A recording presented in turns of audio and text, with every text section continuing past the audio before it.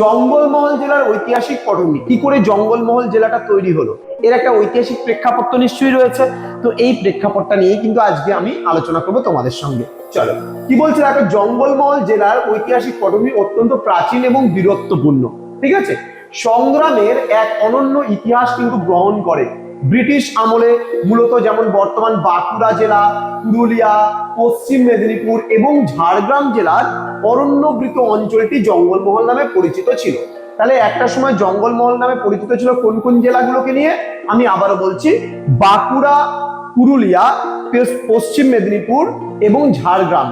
এই তিনটা অঞ্চলের যত অরণ্য বা জঙ্গলাকীর্ণ যে এলাকাগুলো ছিল বা অরণ্যাবৃত যে অঞ্চলটি ছিল, সেই অঞ্চলগুলোকে নিয়ে তৈরি হয়েছিল কিন্তু এই জঙ্গলমহল নামে কিন্তু যে জায়গাটি, সেই জায়গাটি কিন্তু পরিচিত ছিল।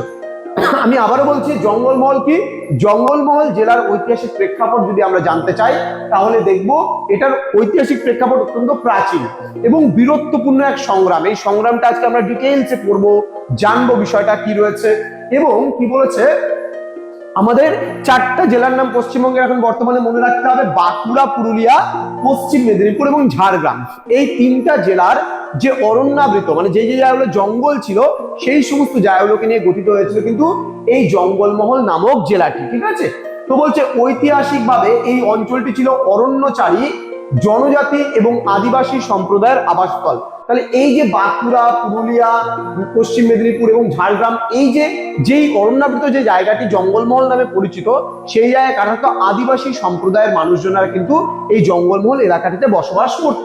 তো বলছে যেখানে ছোট ছোট সামন্ত রাজারা রাজত্ব করতেন, এই ভূখণ্ডের প্রকৃত ঐতিহাসিক গুরুত্ব কিন্তু বৃদ্ধি পায় অষ্টাদশ শতাব্দীর শেষ ভাগে। তাহলে একটা সময় কিন্তু এই অঞ্চলটা সেরকম কোনো গুরুত্ব ছিল না, কিন্তু ধীরে ধীরে এই অঞ্চলটার গুরুত্ব কিন্তু বৃদ্ধি পেতে শুরু করেছিল যখন ব্রিটিশ ইস্ট ইন্ডিয়া কোম্পানি এই অঞ্চলের ওপর তাদের শাসন ও রাজস্ব ব্যবস্থা চাপিয়ে দেওয়ার চেষ্টা করেছিল।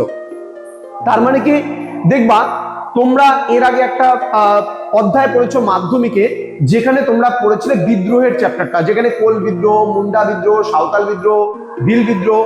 তাহলে সাঁওতাল জাতি বা উপজাতি সম্প্রদায়ের মানুষ যারা ছিল, তারা কি করতো? অনাবাদি পাথুরে জমিগুলোকে কষ্ট করে তারা আবাদি বা চাষযোগ্য জমিতে পরিণত করত। কিন্তু যখন তারা সেই কষ্ট করে সেই অনাবাদি জমিগুলোকে আবাদি জমিতে পরিণত করলো, তখন সেই জমির ওপর যখন ব্রিটিশ সরকার কর চাপালো, ট্যাক্স চাপালো, যে আমরা আজকে এত কষ্ট করে এই অনাবাদি জমিগুলোকে আজকে আবাদি জমিতে পরিণত করলাম,